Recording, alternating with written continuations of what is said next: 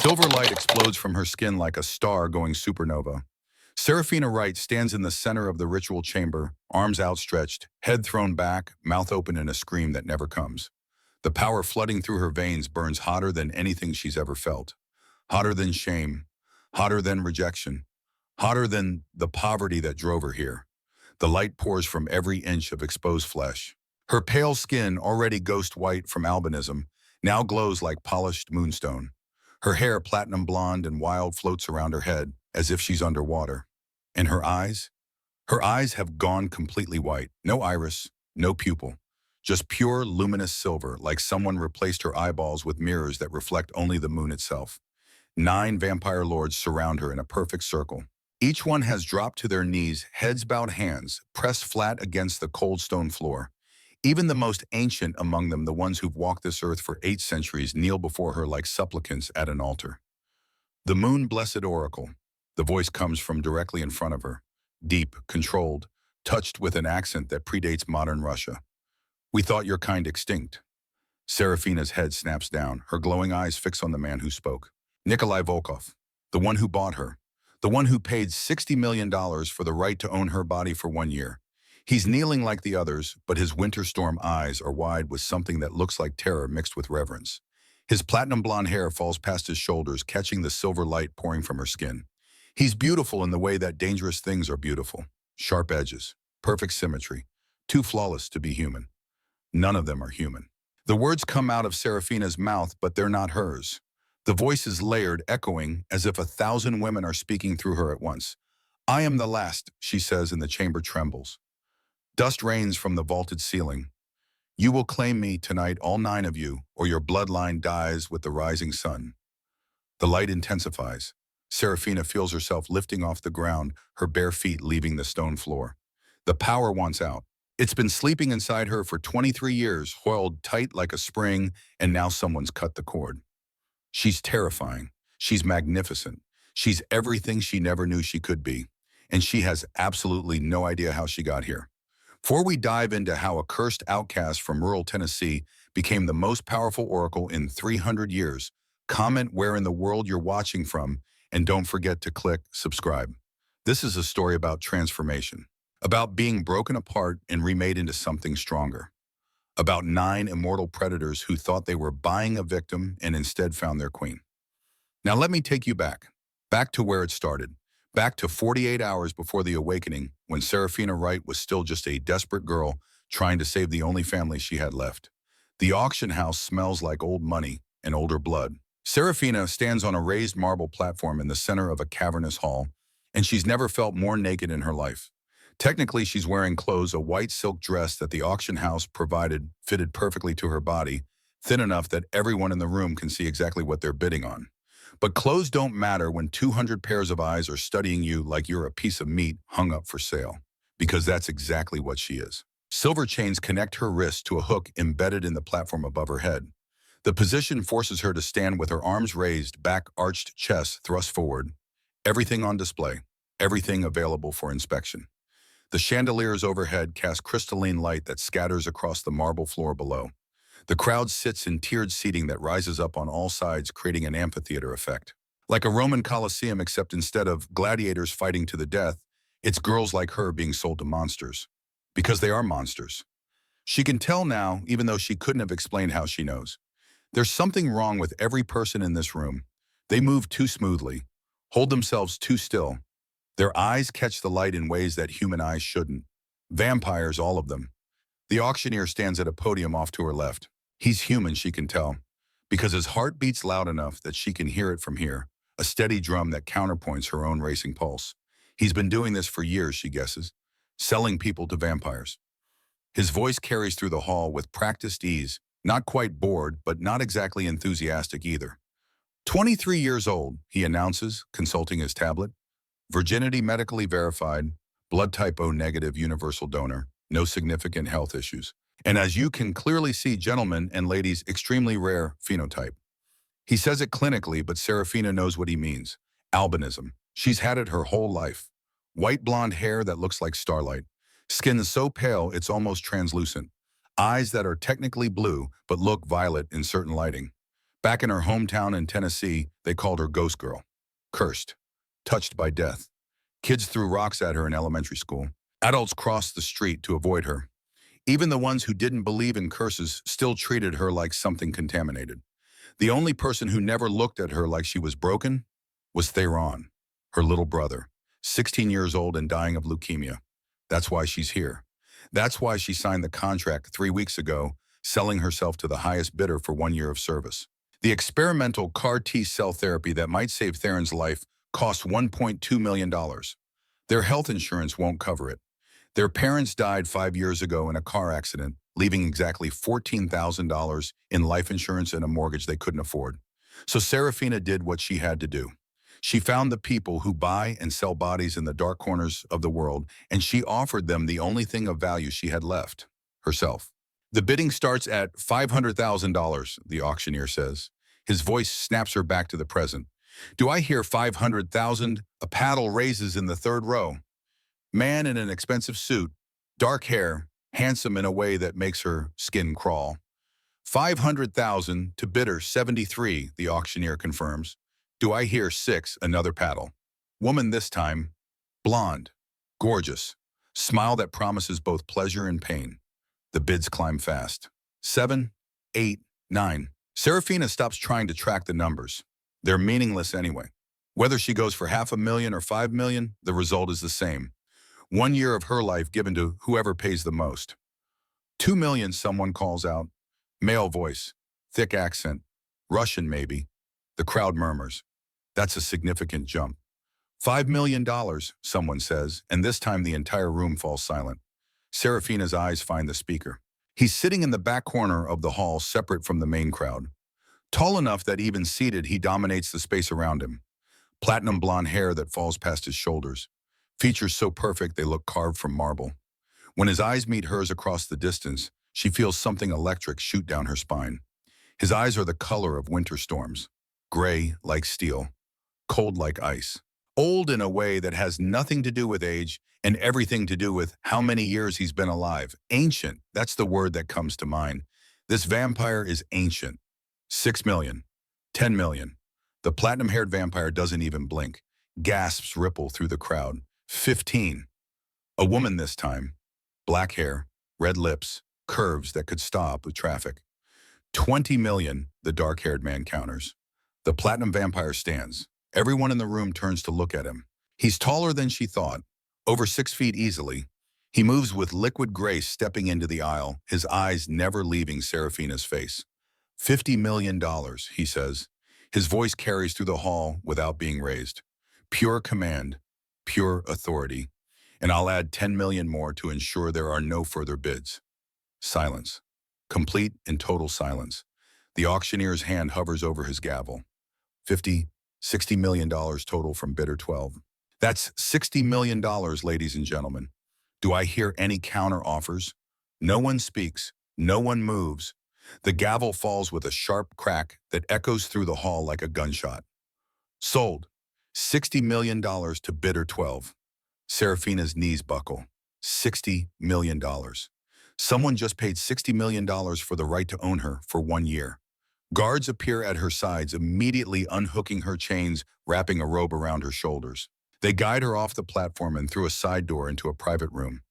Everything happens fast. Too fast. The private room is smaller. Elegant. Leather furniture. Dark wood paneling. A desk where 2 lawyers sit with thick stacks of paper. The door opens behind her and she doesn't need to turn around to know who just entered.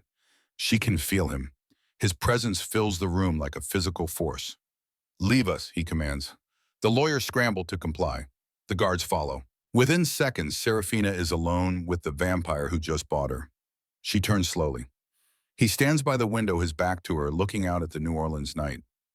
The French Quarter glitters beyond the glass. You paid $60 million for me, she says. Her voice comes out steadier than she expected. He turns to face her.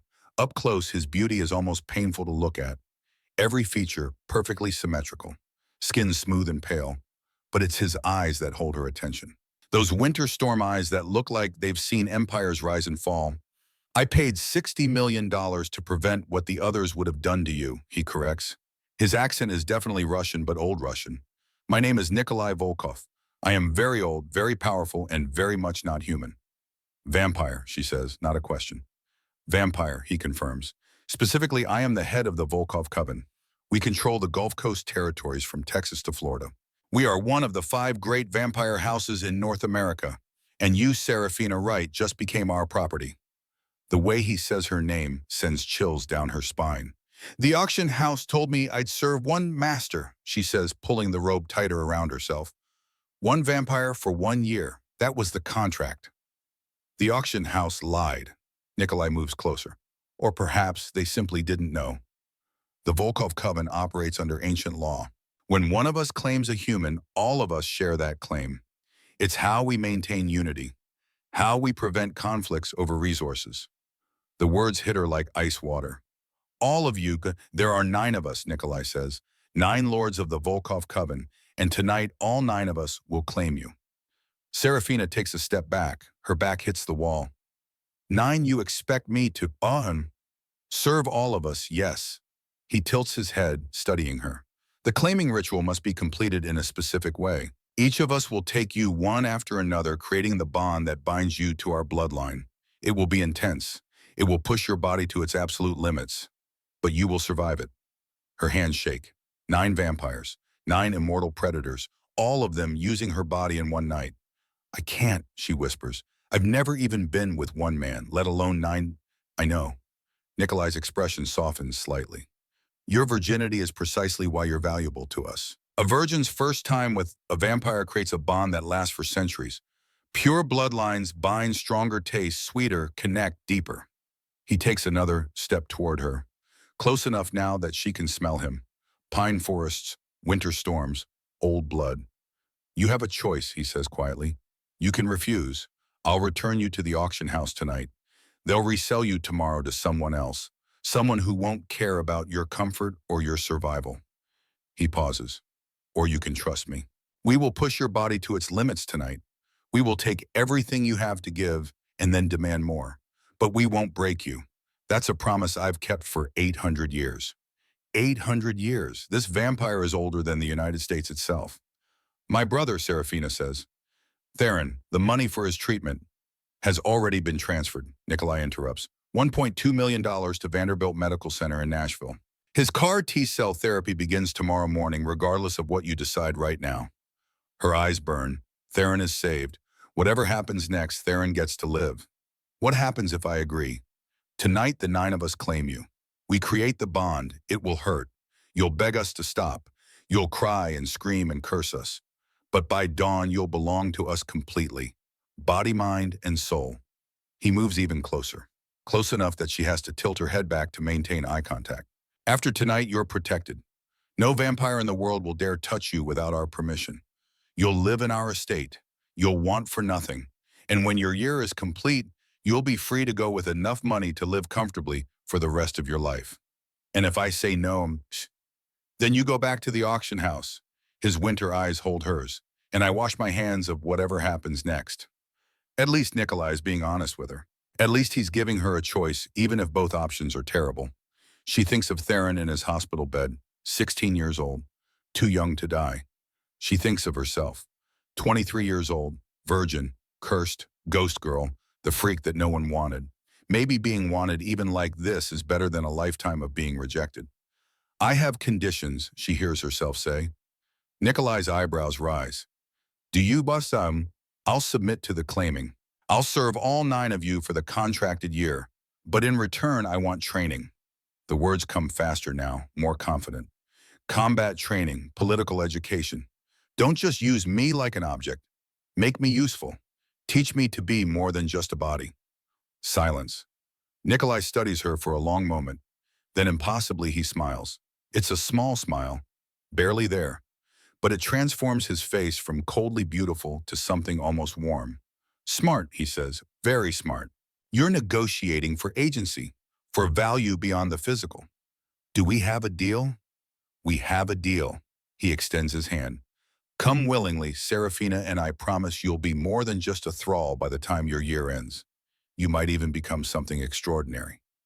She looks at his outstretched hand, pale, long-fingered, cold. This is it. The moment everything changes. She takes his hand. His skin is ice cold, but his grip is gentle as he pulls her close. Good girl, he murmurs against her hair. Now let me show you what it means to belong to us. The car ride to the Volkov estate takes 40 minutes. Serafina sits in the back of a black Mercedes. Nikolai sits beside her, silent, giving her space to process. She stares out the window, watching New Orleans blur past. The French Quarter gives way to Garden District mansions, which give way to suburbs, which give way to rural Louisiana darkness. The gates appear without warning, iron, massive, easily 20 feet tall. They swing open as the Mercedes approaches. Beyond them, a driveway stretches into darkness lined with ancient oak trees whose branches create a tunnel overhead. The mansion rises from the night like something out of a Gothic novel. 3 stories of gray stone, pointed arches, gargoyles perched on the corners, windows that glow with warm light from within. The car stops at the main entrance. Nikolai opens her door, personally extending his hand to help her out. 500 acres, Nikolai says, gesturing to the darkness beyond the mansion. All Volkov territory, no neighbors for miles in any direction, no one to hear you scream. He says it matter-of-factly, not like a threat, just a statement of fact. The front doors open before they reach them. A woman stands in the entrance, elderly, human. She wears a simple black dress and regards Serafina with kind eyes. Miss Wright, she says with a slight southern accent. Welcome to Volkov House. I'm Margaret. I manage the household staff. If you need anything during your stay, you need only ask. Thank you, Serafina manages. Inside the mansion is even more impressive. Marble floors, crystal chandeliers, artwork that looks like it belongs in museums. 800 years of collecting wealth and beauty and power. Nikolai guides her through corridors and up a sweeping staircase. 2nd floor, 3rd floor, then down a hallway to a set of double doors that look like they're made from solid oak. The claiming room, he says, pushing the doors open. The room beyond steals her breath. It's enormous. Cathedral ceilings, a bed in the center that's bigger than her entire bedroom back home. Black silk sheets, candles everywhere, hundreds of them, casting flickering golden light across stone walls. And overhead, a skylight that shows the night sky above. The moon hangs heavy and full, visible through the glass. Full moon, of course it's a full moon. 8 figures wait in the room. They stand in a semicircle around the bed, and when Serafina enters, all 8 turn to look at her. She recognizes 2 of them from the auction. The dark-haired man with golden eyes, the beautiful woman with the honey voice. But the others are new. Serafina Wright, Nikolai says, his hand on her lower back, guiding her into the room. Meet your new family. He gestures to each vampire in turn. Dmitry Volkov, the dark-haired man with golden eyes. He looks at her like he's imagining all the ways he could break her. 750 years old and warrior caste. He's killed more enemies than most armies. Dmitry doesn't smile, just nods once. Katerina Volkov, the honey-voiced woman. Black hair, red lips, curves that belong in a painting. 680 years old, former courtier in the Byzantine Empire. She knows more about politics and manipulation than anyone I've ever met. Katerina smiles. It's a predator's smile. Pleasure to meet you, sweet girl. Mikhail Volkov, a man with scars crisscrossing his face and arms, built like a soldier. 720 years old, general in the Russian army before I turned. He'll be leading your combat training. Mikhail studies her with professional interest. Anastasia Volkov, a woman with silver hair that cascades to her waist. Delicate features, eyes the color of moonlight. 650 years old, artist, painter specifically. She's created works that hang in the Louvre under assumed names. Anastasia's smile is gentler than the others, almost kind. Ivan Volkov, a man so massive he makes Dmitry look small, over 7 feet tall, shoulders like a linebacker. 800 years old, same age as me. We turned together during the Mongol invasion. Ivan's expression is surprisingly gentle for someone who looks like he was carved from granite.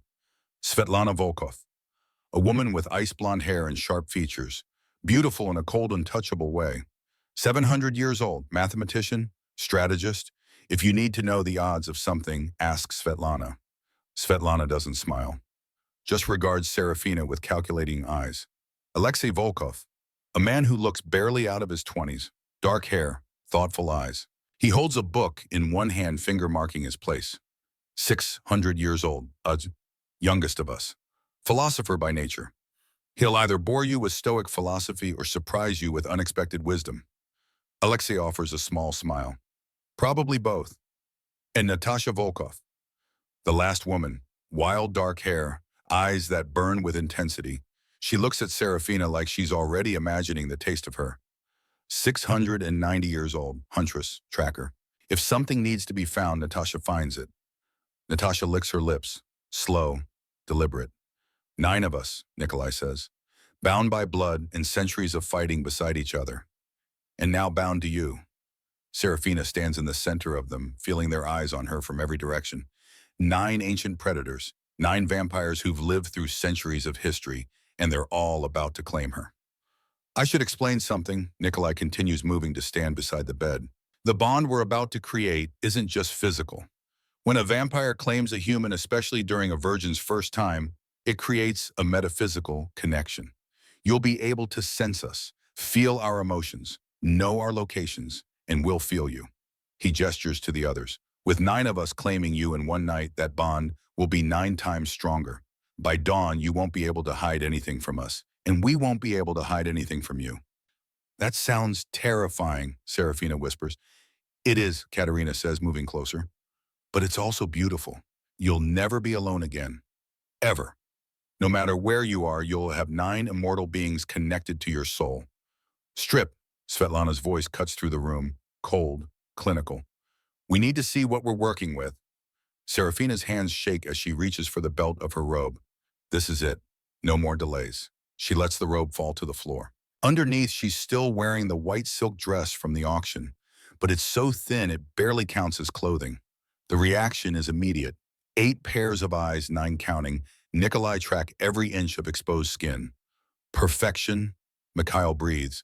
Absolutely exquisite, Anastasia agrees. Dmitri makes a sound low in his throat. Not quite a growl, not quite a purr. Hunger-given voice. Nikolai approaches her slowly. Do you know why virgins are so valuable to our kind? Serafina shakes her head. Because the first time we take you, we taste your innocence. It's like the finest wine, rare, irreplaceable, sacred. And because your body will learn pleasure from us, we'll train you to crave exactly what we give. We'll map every sensitive spot, every trigger, every response.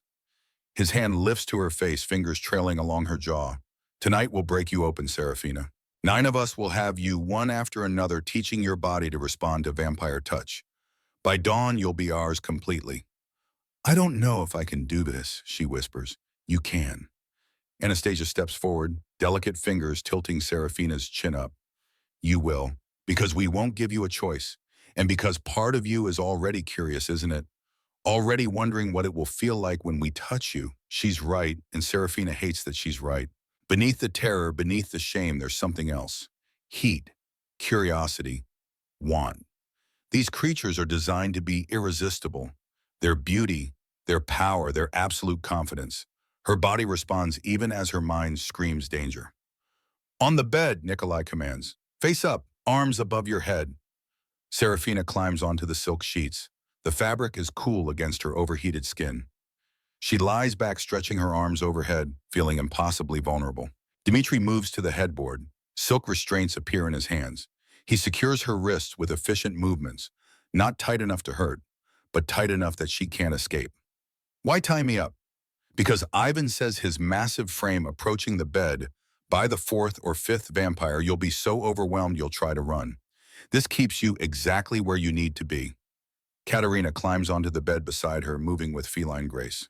First, we prepare you, make you wet and ready for what's coming. Her fingers trace patterns on Serafina's stomach through the thin silk, barely touching, teasing. And Serafina feels sparks shoot straight to her core. Vampire touch is different, electric. It sends sensation cascading through her nervous system in ways that normal touch never could. She arches involuntarily, her body seeking more contact. That's it, Katerina purrs. Your body already knows what it needs. More hands join in. Anastasia on her ribs, Natasha on her thighs, Svetlana tangling fingers in her hair. They map every inch of her, learning her responses, finding the places that make her gasp or whimper or arch. Nikolai watches from beside the bed, his winter storm eyes tracking every reaction. She's responsive. Excellent. This will be far more enjoyable than I anticipated. Mikhail's hand slides higher on her inner thigh, pushing aside the silk. His fingers find her center, and his eyes widen. She's already soaked. Serafina wants to deny it, but her body betrays her. She's dripping wet, desperate for touch she's never experienced. Please, the word escapes before she can stop it. Please what? Dmitri leans over her, golden eyes glowing. Please stop. Please continue. Use your words, little human. I don't know, tears gather in her eyes. I don't know what I need. Then let us show you, Nikolai says, and the claiming begins. Katerina moves down Serafina's body with practiced grace, settling between trembling thighs. Her dark hair falls like a curtain, hiding what she's about to do. Last chance to back out, she says, though her smile suggests she knows Serafina won't. After this, you're ours. No going back. Serafina's whole body trembles. She thinks of Theron in that hospital bed. She thinks of the $1.2 million already transferred. She thinks of how she has no other choice. She nods. Good girl, Katerina whispers. And then her mouth is on Serafina's most intimate place and the world explodes into sensation. Serafina has touched herself before. Curious fingers in the dark. But this is different. Katerina's tongue moves with centuries of practice, finding spots Serafina didn't know existed, building pleasure so intense it borders on pain. Oh God. Serafina's hips buck involuntarily. Oh God, oh God. The others hold her down, hands firm on her hips, her thighs, her arms, not letting her escape the overwhelming sensation. Katerina works her with relentless precision, bringing her higher and higher until Serafina is sobbing. The first release crashes through her like a tidal wave. Her back arches off the bed. Her vision whites out. Every muscle in her body convulses against the restraints. That's one, Nikolai says from somewhere above her. Just the beginning. Katerina doesn't stop. She keeps going, tongue and fingers working in tandem, pushing inside where nothing has ever been before. The stretch burns, but Katerina's other hand finds a sensitive spot that makes the burn turn to desperate need. The second climax hits even harder. Serafina screams, her whole body shaking. Beautiful! Anastasia breathes, stroking Serafina's tear-stained cheeks. You're doing so well. Another vampire takes Katerina's place. Anastasia this time gentler, but no less devastating. Then Natasha, who is neither gentle nor patient. Then Svetlana, clinical and methodical. Each one brings their own technique, their own centuries of knowledge. By the time they're done preparing her, Serafina has lost count of how many times she's shattered. Her body is hypersensitive, every nerve ending, firing slick with arousal and trembling with exhaustion. Now, Nikolai says, climbing onto the bed, now you're ready for the actual claiming. He positions himself between her thighs and Serafina feels the overwhelming presence of his arousal. Vampires are built differently than human men. Larger, impossibly firm, designed in ways that promise either agony or ecstasy. This will hurt, Nikolai says honestly, settling his weight over her. His winter eyes lock onto hers. You're a virgin and I'm not small, but I'll go slowly. The bond we form will make the pain worth it. He positions himself at her entrance. Serafina feels the broad pressure, the impossible stretch. Every instinct screams to pull away. The restraints keep her exactly where she is. Breathe, Nikolai commands. Let your body accept this. He pushes forward. Serafina feels herself tearing, feels the burn of being opened too wide, too fast. A cry tears from her throat and Dmitri's hand clamps over her mouth. Scream all you want, Dmitri murmurs against her ear, but don't call for help. There's no one coming to save you. Nikolai keeps pushing, inexorable, until he's fully seated inside her. Serafina has never felt so full, so stretched, so completely owned. Tears stream down her face. There, Nikolai's voice is strained. You've taken your first vampire. The hardest part is over. He begins to move, long, slow strokes that make Serafina feel every ridge, every inch of him. The pain doesn't fade immediately, but something else starts creeping in.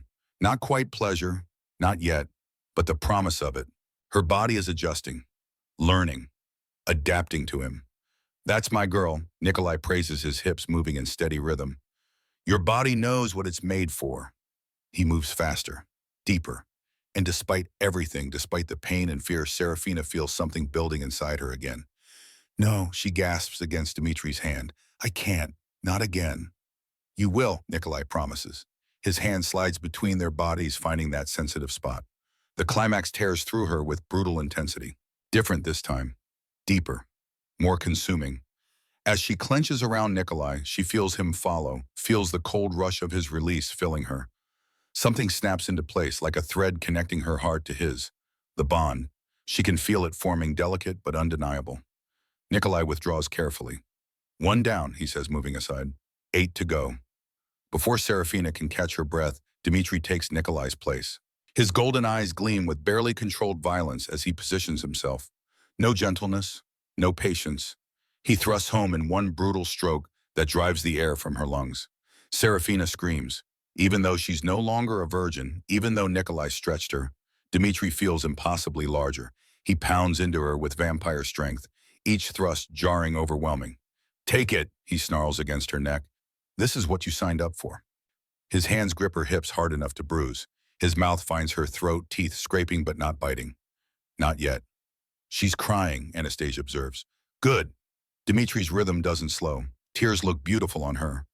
He drives into her relentlessly, using her body for his pleasure, pushing her past the point of overwhelming into something almost transcendent. Serafina stops fighting, stops thinking, just feels. And somewhere in that surrender, pleasure blooms again. Dark and twisted and undeniable. Dmitri notices immediately. His savage smile shows fangs. That's it. Give yourself to us. When he finishes spilling cold inside her, Serafina is a trembling wreck. 2 vampires down, 7 more to go. Please, she sobs as Mikhail approaches. I can't take more. You can, Mikhail says, his scarred face surprisingly gentle. And you will.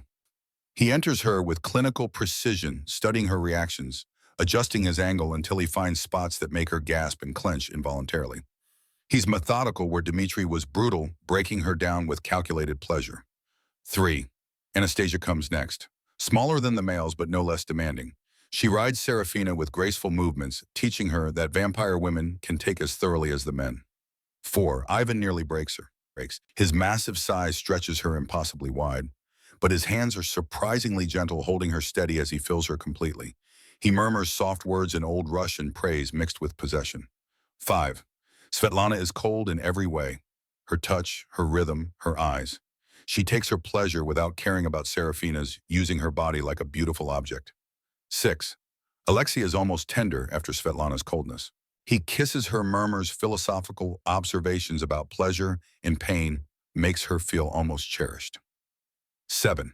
Natasha is hungry in a way that frightens Serafina. She devours her, consuming every gasp and moan, pushing her through multiple releases. Wild, primal, intense. 8. By the time Katerina returns for her turn, Serafina is beyond thought. Her body has become a vessel for sensation, pleasure, and pain, indistinguishable. She's so sensitive that every touch feels like fire and ice at once. My body can't take more, she begs weakly. One more, Katerina promises, positioning herself with implements. Serafina's exhausted mind can't quite process. Just one more, sweet girl, then you're truly ours. She enters Serafina with agonizing slowness, savoring every inch, every whimper. And somehow, impossibly, Serafina feels pleasure building again. You're remarkable, Katerina breathes. 9 vampires and your body still responds. She moves with sensual grace, drawing out Serafina's final release with expert precision. When they both shatter, Katerina bites down gently on Serafina's shoulder. Not drinking, just marking, sealing the bond. Done, Nikolai announces. She survived the claiming. Hands release Serafina's restraints. Her arms fall limply to her sides. She's covered in marks filled with the essence of 9 vampires trembling with exhaustion. But alive. Nikolai gathers her against his chest, pulling her away from the ruined silk sheets.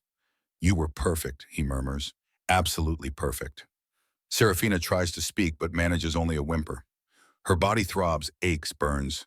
Every muscle feels liquefied. Rest now, Nikolai commands, and vampire compulsion wraps around the words like a warm blanket. When you wake, the bond will be complete. You'll belong to us forever. Serafina's eyes drift closed. Her last thought before darkness claims her is that she survived. 9 vampires one night. She survived. Serafina wakes to silk sheets and the soft glow of morning light filtering through heavy curtains. Her body aches everywhere, deep soreness that comes from being thoroughly used. But it's not unbearable. Just a constant reminder of what happened. She sits up slowly, wincing. The room is different than the claiming chamber. Smaller, more intimate. A bedroom decorated in dark blues and silvers. She's alone except for Nikolai, who sits in a chair by the window watching dawn break. He hasn't changed clothes. Has he been watching her sleep all night? How do you feel? His winter storm eyes study her carefully. Like I was run over by a truck. Serafina's voice is hoarse from screaming. Then the truck backed up and did it again. A smile ghosts across his perfect features. That's fairly accurate. You took 9 vampires last night. Your body will need time to adjust. He stands moving to the bed. In his hands is a glass filled with dark liquid that definitely isn't water. Serafina recoils. Is that blood? Vampire wine? Nikolai explains. Blood mixed with restorative compounds. It will help you heal faster. Without it, you'll be in significant pain for days. She takes the glass with shaking hands. It tastes like nothing she's experienced before. Rich, complex, with an aftertaste that makes her skin tingle. Within seconds, the worst of the soreness fades to a manageable ache. What happens now, she asks. Now you rest, heal, learn what it means to belong to us. Nikolai settles onto the edge of the bed. The bond is forming. You'll start to feel it in a few days, a connection to each of us. Our emotions, our locations, our needs. Serafina looks down at her body. Bite marks cover her skin, though they're already fading. Bruises shaped like handprints decorate her hips, her thighs. My brother, she says suddenly. Theron, the money did it really go through? Nikolai pulls out his phone, shows her bank transfers and medical facility confirmations. Every cent, plus an additional $1 million for his long-term care and college education. He's receiving the best treatment money can buy at Vanderbilt. You kept your end of the bargain. We'll keep ours. Tears well in Serafina's eyes. Thank you. Don't thank me yet. Nikolai's expression grows serious. You survived one night, but you belong to 9 vampires now. We'll want you again. Not constantly like last night, but regularly. Your body will never truly be your own for the next year. He stands moving toward the door. Rest today. Tomorrow your real education begins. You ask for training, combat, strategy, politics. You'll get it, but you'll also learn to serve us properly, to anticipate our needs, to exist within our world. The door closes behind him, leaving Serafina alone with the reality of what she's become. A vampire's thrall, bonded to 9 of them, forever changed. She lies back against the silk pillows, feeling faint echoes of something strange in her mind, like whispers at the edge of hearing. The bond Nikolai described. Somewhere in this massive estate, 9 vampires are going about their immortal routines, and she's connected to all of them now. A knock at the door interrupts her thoughts. Come in, she calls. The elderly woman from last night enters, carrying a tray laden with food. Margaret, she sets it on the bedside table with practiced efficiency. Good morning, Miss Wright. I thought you might be hungry. You've had quite an ordeal. The understatement makes Serafina want to laugh hysterically. Thank you, she manages. Margaret's kind eyes study her. I've worked for the Volkovs for 40 years. I've seen many thralls come through these doors. Most don't survive the first claiming with their spirit intact. But you're different. I can see it. How cool. You negotiated, you demanded training, you made them see you as more than just a body. Margaret straightens the covers. That takes courage, intelligence, the kind of strength that impresses vampires. She moves toward the door, then pauses. They're not cruel, the Volkovs. Demanding, yes, ancient and powerful and sometimes frightening, but not needlessly cruel. Serve them well and they'll protect you fiercely. After Margaret leaves, Serafina picks at the food, fresh fruit, pastries, eggs cooked perfectly. She eats slowly, her mind processing everything. 1 year, 365 days of belonging to 9 vampires. The bond whispers at the edge of her consciousness. She focuses on it, trying to understand what she's feeling. There, that's Nikolai, cool and controlled somewhere below her. In his study, perhaps. And that warmer presence must be Yvonne, steady and solid. She can feel them. All 9, like stars in her personal constellation, always visible if she knows where to look. It should terrify her, this invasion of privacy, this permanent connection. But instead, she finds it oddly comforting. She's never truly alone now. A thought strikes her. If she can feel them, can they feel her? As if in answer, that cool Nikolai presence in her mind shifts, acknowledging her attention. Not words exactly, just awareness. He knows she's thinking about him. Serafina finishes eating and decides to explore. She finds a bathroom attached to the bedroom. Massive. Marble everywhere. A shower large enough for 4 people, and a bathtub that's practically a small pool. She runs the bath, adding salts from a crystal container, and sinks into water hot enough to make her gasp. The heat soothes her aching muscles. She closes her eyes, letting herself float. Tomorrow training begins. Mikhail will teach her combat. Katerina will educate her in vampire politics. She'll learn to navigate this world of immortal predators, and she'll continue serving the 9 lords who own her. She touches her neck where Katerina bit her. The mark has already healed to a faint silver scar. All 9 vampires left their marks. Neck, wrists, inner thighs, claiming bites that identify her as Volkov property. The water grows cold. Serafina climbs out, wrapping herself in a towel softer than anything she's ever owned. In the bedroom, she finds clothes laid out. Simple but elegant, expensive. She dresses and ventures into the hallway.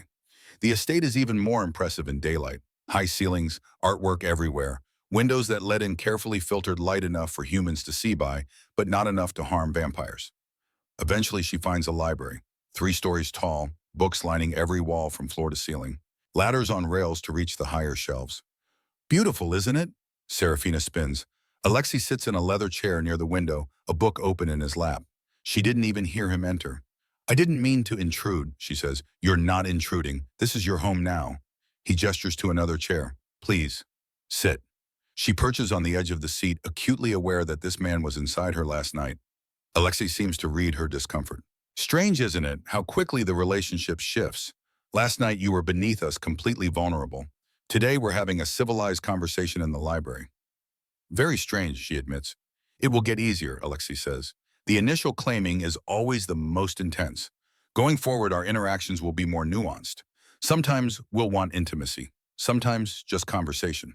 Sometimes you'll serve us in other ways, managing the household, representing us to other vampires using whatever skills you develop. He closes his book. You asked for training. That was smart. Most thralls don't think that far ahead. They accept their fate, passively become shells of themselves. But you're fighting to remain human despite what we've done to you. Is that allowed? Serafina asks. Fighting to stay myself. Encouraged, actually. Alexei's smile is genuine. Nikolai values intelligence. All of us do. A mindless thrall is boring after the first century. A thrall who challenges us, surprises us, grows beyond what they were. That's interesting. He stands moving to a shelf, returns with a stack of books. Start with these: Vampire History, The 5 Great Covens of North America, Political Structures and Alliances. If you're going to navigate our world, you need to understand it. Serafina takes the books. Heavy, old, leather-bound volumes that smell like centuries. Why are you helping me? She asks. Because Alexei says I've lived 600 years. I've seen thousands of thralls come and go. And something about you is different. Nikolai feels it. We all do. You might become something more than just property. He leaves her alone with the books. Serafina spends the rest of the day reading. The history is fascinating in a terrible way. Vampires have been organizing themselves into covens for millennia. The 5 great North American covens control different territories. Volkov in the south, Constantine in the Midwest, Bordeaux in the northeast, Santiago in the southwest, Whitmore in the Pacific Northwest. They maintain an uneasy peace through treaties and councils. They feed on humans, but maintain secrecy above all. They convert new vampires sparingly, and they keep thralls. Humans bonded through blood and intimacy, serving vampire masters in exchange for protection and compensation. She's not the first, won't be the last. But maybe Alexei is right. Maybe she can become something more. Evening falls. Margaret brings dinner. Serafina eats alone in the library, surrounded by books. A knock at the door. Dmitri enters without waiting for permission. Nikolai wants you, he says. Not a request, a command. Serafina's stomach clenches. So soon Dmitri reads her expression. Not for that. He wants to discuss your training schedule. Come. She follows him through the estate to what must be Nikolai's private study. Dark wood, maps on the walls, a desk that looks like it survived the Renaissance. All 9 lords are gathered. They turn as she enters, and Serafina feels the weight of 9 ancient gazes assessing her. Serafina. Nikolai gestures to a chair. Sit, we need to establish expectations. She sits, hyper-aware that everyone in this room has claimed her. Nikolai remains standing. You asked for training in combat strategy and politics. We've discussed it. Here's what we propose: mornings with Mikhail learning self-defense and weapons. Afternoons with Katerina studying vampire court protocols and alliances. Evenings vary, sometimes with individual lords, sometimes attending council meetings, sometimes serving us intimately. He pauses. You will learn quickly or you will fail. We don't accept mediocrity. Understood. Understood, Serafina says. Good. Katerina steps forward. Your first test comes in 6 weeks. The Council of 5 Regions meets here. You'll represent us. Show them you're more than just pretty flesh. 6 weeks to learn everything, to transform from scared human to competent representative. It seems impossible. Can I do it, she asks. Yes, Nikolai says with certainty. You survived 9 vampires.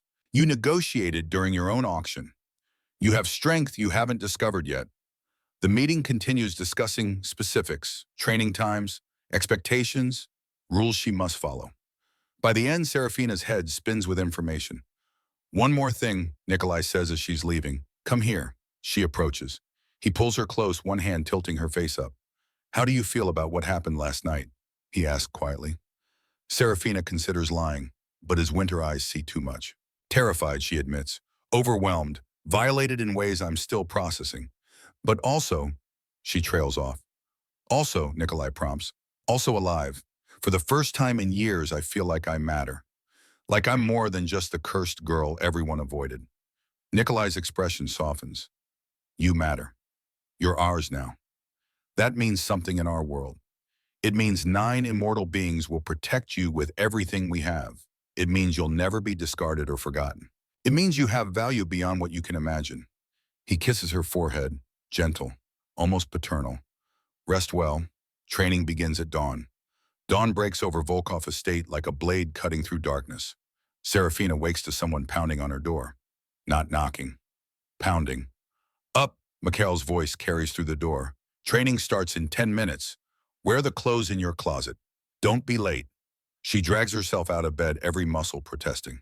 The vampire wine helped yesterday, but she's still sore from the claiming. The closet contains workout clothes, fitted black pants, a sports tank top, lightweight shoes. Everything fits perfectly.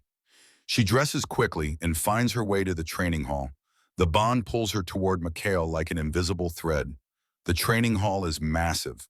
Hardwood floors, mirrors on one wall, weapons mounted on the others, swords, daggers, staffs, things she doesn't have names for. Mikhail stands in the center, arms crossed. You're 2 minutes late, he says. I didn't know where all your excuses are weakness. Drop and give me 20 push-ups. Serafina stares at him. I just woke up. I'm still recovering from 30 now. Keep arguing and it becomes 50. She drops to the floor. Her arms shake on the first push-up. By the 10th, she's barely holding herself up. By the 20th, she collapses face first onto the hardwood. Pathetic, Mikhail says without heat. Just observation. But expected. You're human, weak, soft. 3 weeks from now, you'll do 50 without breaking a sweat. He pulls her to her feet. Vampires have enemies, rival covens, rogue vampires who don't respect territory, humans who hunt us. As our thrall, you're a target. Anyone who wants to hurt us will try to take you. So you learn to defend yourself or you die screaming. The bluntness shocks her into focus. First lesson, Mikhail continues. Awareness. Most humans walk through the world blind. You need to see everything, hear everything, feel when something is wrong. He circles her like a predator. Close your eyes. She obeys. I'm going to attack. Your job is to sense where I'm coming from and move. Serafina's heart pounds. She stands in darkness, listening. Where is he? Air displacement. She spins left just as Mikhail's hand passes through the space where her head was. Good on, he says. Again. They drill for 2 hours. Dodging. Blocking. Learning to read body language and air currents. Serafina fails more than she succeeds, but occasionally she surprises him. You have instincts, Mikhail admits as they finish. Raw, untrained, but there. We'll sharpen them. He tosses her a towel. Tomorrow, 6 a.m. Today you learned awareness. Tomorrow we start actual combat. Serafina showers and finds Katerina waiting in the hallway. My turn, the honey-voiced vampire says. Come, we have much to discuss. She leads Serafina to a sitting room decorated in rich burgundy and gold. Tea service laid out on a low table. Katerina settles onto a velvet sofa with practiced grace. Sit, she commands. Serafina sits. Katerina pours tea with practiced elegance. Mikhail teaches you to fight. I teach you to survive. In our world, politics is more dangerous than any blade. She hands Serafina a delicate china cup. The Council of 5 Regions meets here in 6 weeks. Representatives from Constantine, Bordeaux, Santiago, and Whitmore covens. They'll all want to assess you, judge whether the Volkovs have grown weak by taking a human thrall. Why does it matter what they think? Serafina asks. Because vampires respect strength above all else. Show weakness and they exploit it. They'll test you, insult you, try to provoke reactions. Katerina's eyes gleam. Your job is to prove you're an asset, not a liability. She sets down her tea. Tell me what you know about the five great covens. Serafina recites what she read yesterday. The territorial divisions, the uneasy peace. Katerina listens, then shakes her head. That's the official version. Now let me tell you the truth. For the next 3 hours, Katerina reveals the reality beneath vampire politics. Constantine controls the blood trade. Bordeaux maintains the oldest bloodlines. Santiago runs enforcement. Whitmore controls technology. And Volkov specializes in information. Spies, secrets, knowing things others want hidden. We're not the strongest militarily, Katerina explains. Santiago has more warriors. We're not the richest. Constantine controls more wealth. But we know everyone's vulnerabilities. That makes us invaluable. And dangerous, Serafina adds. Very. Katerina smiles, which is why taking you was calculated. The auction house suspected you might have Oracle heritage. Rare bloodlines often manifest abilities. If you develop prophetic sight, you become the most valuable intelligence asset in North America. The words hit Serafina like ice water. Wait, you think I'm some kind of psychic? Your file mentioned visions, knowing things before they happen, sensing danger. Katerina studies her. Have you always had these experiences? Serafina thinks back. The car accident she foresaw saving her neighbor. The tornado she predicted, warning her town. Smaller things, knowing when Theron's fever would spike, sensing when someone was lying. Sometimes, she admits, but I thought everyone felt those things. No, sweet girl. That's Oracle blood. Dormant now, but it might awaken. Katerina leans forward, especially after bonding with 9 vampires. The claiming can trigger latent abilities. Margaret enters with lunch. They eat while Katerina continues the education teaching. Serafina proper forms of address for different vampire ranks, protocols for council meetings, the subtle art of insult and compliment in vampire society. By afternoon, Serafina's head spins with information. Enough for today, Katerina finally declares. Tomorrow we'll discuss specific vampires you'll meet at the council, their weaknesses, their pride points, how to navigate conversations without giving offense. The days blur into routine. Mornings with Mikhail learning combat, her body adapts faster than she expected. By the end of the first week, she can dodge most of his attacks. By the second week, she lands her first successful counterstrike. Better, Mikhail grunts as she sweeps his leg and sends him stumbling. You're learning to use your size against larger opponents. Good. Afternoons with Katerina absorbing vampire politics. She learns the difference between formal councils and private audiences. How to read body language. Which vampires are allies, which are enemies, which are neutral. Evenings vary. Sometimes she dines with individual lords, having quiet conversations. Ivan shares his poetry, surprisingly beautiful verses about snow and silence. Alexei discusses philosophy, debating consciousness and immortality. Anastasia shows her paintings hidden in a private gallery artwork that would make museums weep. Other evenings are more intimate. Not the overwhelming intensity of the claiming, but careful explorations. Nikolai summons her to his chambers and spends hours mapping her responses. Svetlana claims her in the library, cold and clinical but thorough. Natasha takes her in the gardens under moonlight, wild and hungry. The bond strengthens. Serafina can feel all 9 constantly now, their emotions coloring the edges of her consciousness. Nikolai's cool control. Dimitri's barely restrained violence. Ivan's steady warmth. 3 weeks after the claiming, something shifts. Serafina is training with Mikhail when a vision hits her like lightning to the skull. Blood on stone. Screaming. A caravan of vehicles ambushed on a dark road. Humans dying while vampires drain them dry. The images flash through her mind in rapid sequence, overwhelming her senses. She collapses mid-strike. Mikhail catches her before she hits the floor. What's wrong? Vision, she gasps. Attack. 20 miles south. Rogue vampires hitting a blood supply caravan. Mikhail's eyes narrow. When now, happening now. He doesn't question how she knows, just pulls out his phone and calls Nikolai. She's having a vision. Rogues attacking the southern supply route. Through the bond, Serafina feels Nikolai's sharp attention snap toward her. Then his voice in her mind, not words but intent. Show me. She doesn't know how, but she pushes the images toward that cool Nikolai presence in her head. The location, the vehicles, the rogues tearing through security. 20 miles south on Highway 23, Mikhail relays. 6 rogues, they've already killed the human drivers. Nikolai's response is immediate. Take a team, now. Mikhail sets Serafina down gently.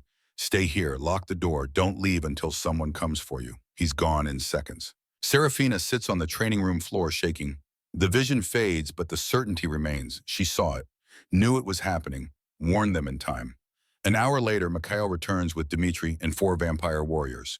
They're covered in blood, none of it theirs. Dmitri carries a human woman in his arms. She's unconscious, but breathing. You were right, Mikhail says, looking at Serafina with new respect.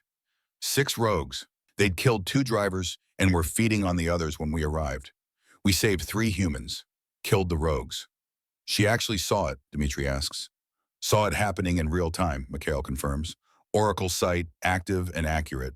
The news spreads through the estate like wildfire. By evening, all 9 lords gather in Nikolai's study with Serafina at the center. Tell us exactly what you experienced. Nikolai commands. Serafina describes the vision, how it felt like lightning. How the images flooded her mind without warning. How she absolutely knew that it was happening in that moment. An elderly vampire Serafina hasn't met before enters the study.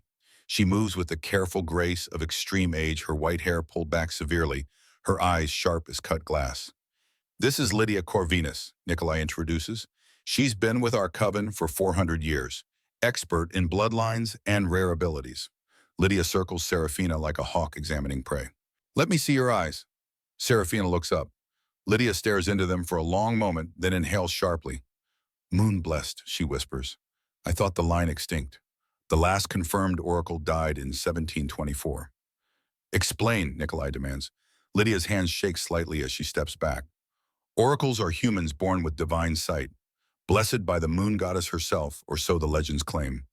They can see past, present, and future, sense threats miles away, find hidden enemies, read true intentions. She looks at Serafina with something approaching reverence. They're impossibly rare and impossibly valuable. Wars have been fought over oracles, entire covens destroyed trying to claim one. Is she dangerous? Svetlana asked clinically. To us, no. To our enemies. Lydia's smile is cold. Absolutely. If her power fully awakens, she'll be the most valuable intelligence asset in vampire history. Nikolai's winter eyes fix on Serafina.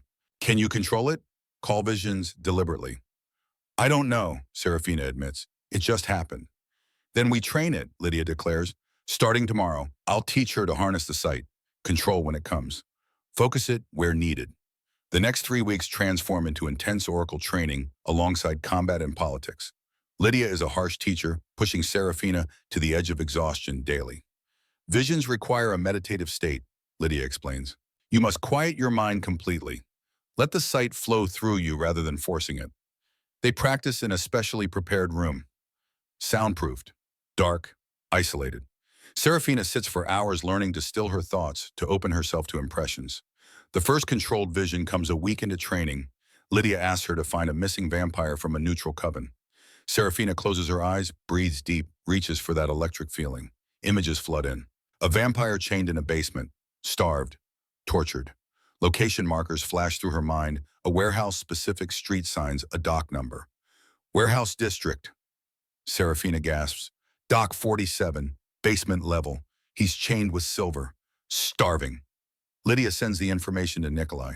A rescue team deploys. They find the vampire exactly where Serafina said, exactly as she described. Her accuracy is perfect, unnervingly perfect. You're not just oracle touched, Lydia tells her after the 3rd successful controlled vision. You're potentially the strongest oracle born in 3 centuries. Your sight is crystal clear. No ambiguity, no symbolic interpretation needed. You see truth. The realization settles over the estate like a heavy blanket. Serafina isn't just a thrall anymore.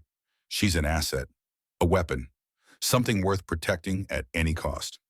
The 9 lords become more possessive, more protective. She's never alone now. Always a vampire nearby, always someone watching. 6 weeks after the claiming the Council of 5 Regions arrives. Serafina stands in the grand hall wearing a dress that Katerina selected, deep blue silk that complements her pale coloring. Hair styled elegantly, makeup subtle but perfect. She looks like she belongs among vampires even though her heartbeat gives away her humanity. The visiting covens arrive in formal procession. First comes Bordeaux, 3 vampires in expensive suits moving with aristocratic grace. Then Santiago warriors all scarred and dangerous. Whitmore sends 2 vampires who look barely out of their 20s but carry themselves with ancient authority. And finally, Constantine. 4 vampires led by an elder who radiates power. He's ancient, older than Nikolai, perhaps older than anyone in the room except Lydia. Silver hair, sharp features, eyes that have witnessed empires crumble. Elder Constantine, Nikolai greets him formally. Welcome to Volkov House. Constantine's gaze sweeps the hall and lands on Serafina. Stops. Assesses. An albino thrall, he says, voice dripping contempt.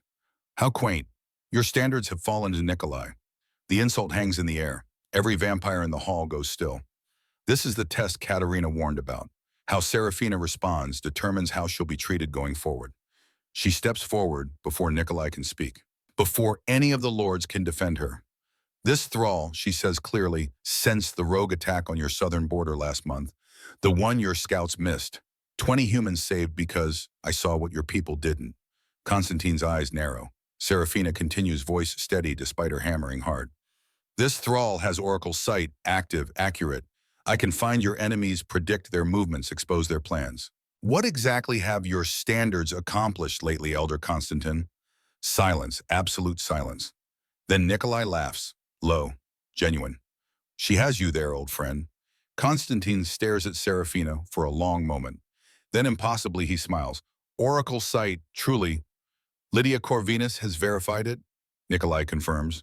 Moon-blessed bloodline, first confirmed oracle in nearly 300 years. The atmosphere in the hall shifts instantly. Contempt transforms to calculation. The visiting vampires look at Serafina with new eyes, not as a thrall, but as a strategic asset. Then perhaps, Constantine says slowly, we should discuss alliance terms. An oracle of her caliber could benefit all 5 regions. She belongs to Volkov, Dmitri growls. Of course, Constantine raises placating hands. I merely suggest information sharing for mutual benefit. The council meeting extends for hours. Serafina stands beside Nikolai as they negotiate terms. She says little, but when asked direct questions, she answers with the confidence Katerina taught her. They want a demonstration. Proof she's truly oracle. Very well, Constantine says. Tell me something impossible to know. Something that proves your sight is genuine. Serafina closes her eyes, reaches for that electric feeling. Visions flood in Constantine's private chambers, secret meetings, hidden deals. You're negotiating with European vampires, she says quietly, trying to arrange a marriage alliance between your grandson and a Venetian noble house. The contract is almost complete. You're offering territorial concessions in the Great Lakes region in exchange for their support against Santiago expansion. Constantine's face goes pale. How did you, Oracle Sight, seize truth? Serafina opens her eyes. All truth, even secrets you thought safely hidden. Every vampire in the hall now looks at her with mixture of fear and hunger. She's too valuable, too dangerous, too perfect. The demonstration is complete, Nikolai says coldly, and now you all understand why we claimed her. Why we'll protect her with everything we have. She's ours. Anyone who tries to take her will face all 9 Volkov lords in battle. The threat is clear, absolute. The council meeting concludes with new treaties, information sharing agreements, defensive pacts, all centered around maintaining access to Serafina's oracle site. When the visiting covens finally leave, Nikolai pulls Serafina into his study. You were magnificent, he says. You faced down Elder Constantine without flinching. Proved your value beyond any doubt. The entire council now knows you're not just a thrall, you're integral to Volkov power. I exposed his secrets, Serafina says. Won't that make him hate us? No, it makes him respect us. Fear us slightly. Nikolai's smile is sharp. Fear and respect are more valuable than friendship in vampire politics. He cups her face gently. You've become exactly what I hoped. More even. In 6 weeks, you've transformed from terrified auction prize to oracle warrior who stares down ancient vampires. I had good teachers, Serafina says. You had courage we couldn't teach. Nikolai kisses her forehead. For tonight, you've earned it. But rest doesn't come. That night, a vision strikes harder than any before. Serafina jolts awake, silver light pouring from her skin. Her eyes glow pure white. The goddess power floods through her like electricity through water. She sees everything. Past the moon-blessed line, stretching back millennia. Oracles guiding vampires and humans alike. Her ancestors sacrificing everything to protect both species. Present threats gathering in the shadows. A vampire in Chicago planning something terrible. Humans being gathered for dark purposes. A conspiracy that reaches into multiple covens. Future blood and fire. Battle. A choice she'll have to make. Victory or death balanced on a knife's edge. The vision releases her suddenly. She collapses back onto the bed, gasping. Through the bond, all 9 lords feel her distress. Within minutes, they're all in her room. What did you see? Nikolai demands. Serafina's voice shakes as she describes it. The conspiracy, the threat. The vampire in Chicago who's planning something that could destroy the careful peace between covens. Victor Constantine, Lydia says grimly, appearing in the doorway. Elder Constantine's grandfather. 900 years old, powerful, ruthless. If he's moving against the peace accords, then we need to know his plan, Nikolai finishes, before he can execute it. All eyes turn to Serafina. Can you find him? Katerina asks. Track his movements through Oracle sight. Serafina closes her eyes again, reaching for the vision. This time it comes easier. She sees Victor in a warehouse.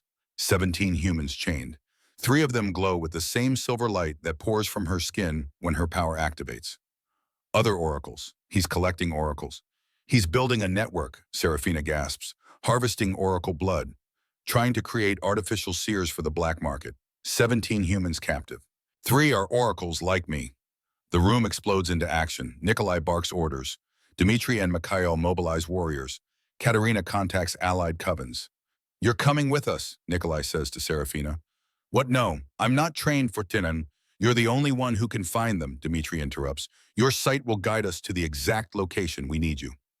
Serafina's heart hammers, but she thinks of those 3 oracles. Girls like her, captured, drained, used. Then let's go save them, she says.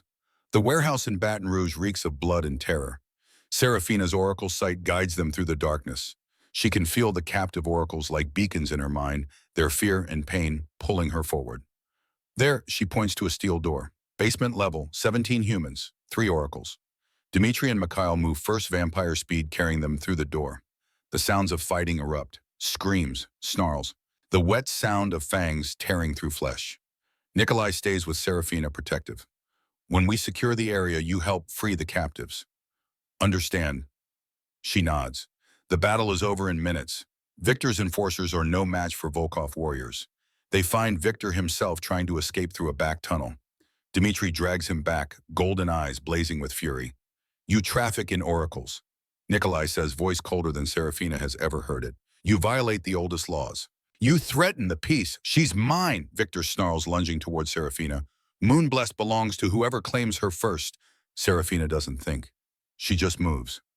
Mikhail's training takes over. She sidesteps Victor's lunge, grabs the silver blade from Dmitri's belt, and drives it into Victor's chest. Not deep enough to kill a 900-year-old vampire, but deep enough to drop him to his knees. I belong to Volkov, Serafina says, silver light beginning to glow from her skin. And I am no one's property. I am partner. I am oracle. I am warrior. The light intensifies. Her eyes go pure white. The goddess power floods through her, and this time she doesn't fight it. She sees Victor's past, every crime, every betrayal, every human he's tortured. Guilty, she pronounces, and the word echoes with divine authority. Condemned. Nikolai steps forward and removes Victor's head with one clean strike. The other captives are freed. 17 humans stumbling into the night, trauma-shocked but alive. The 3 oracles cluster around Serafina, recognizing her as kin. You're safe now, Serafina tells them. Volkov Coven will protect you, will train you, you'll never be used again. 3 months later, Serafina stands on the balcony of Volkov Estate overlooking the grounds. Her hand rests on her flat stomach where twin heartbeats flutter. The bond tells her one boy, one girl. Both will be oracles. The 9 lords gather around her. Nikolai's hand covers hers on her belly. Our heirs, he murmurs. Serafina thinks of how far she's come. From cursed outcast to oracle queen. From auction prize to matriarch of the most powerful vampire coven in North America. The 3 rescued oracles train in the estate now. Morgan, Freya, and Celeste. Learning to control their gifts. Building their strength. And yesterday, Serafina attended another auction. Not as victim this time. As savior. She found Isadora Brennan on that platform. 19 years old, Irish-American, terrified, selling herself for her mother's heart transplant. Nikolai bid $50 million without hesitation. Now Isadora sleeps in a guest room, healing from her own claiming ceremony. Tomorrow, Serafina will begin teaching her what it means to be Volkov. what it means to transform from victim to something powerful. Any regrets? Nikolai asks, his winter eyes soft in the moonlight. Serafina looks at her 9 vampire lords, feels the bond humming between them, touches the children growing inside her, thinks of the oracles she's saving, the conspiracy she helped destroy, the power she's claimed. None, she says. I was bought for $60 million, claimed by 9 vampires. They broke me open and remade me into something stronger. She looks at the full moon rising over New Orleans. From cursed outcast to oracle queen, from victim to matriarch, from property to partner. My body could take more, my heart could hold more, my soul could love more, and I have eternity to prove it. All 9 lords kneel before her, not in submission, in reverence. Our oracle, Nikolai says. Our queen, our beloved, Serafina. Right, moon-blessed oracle warrior matriarch, mother stands with her 9 vampire lords beneath the full moon. The claiming was just the beginning. The real story.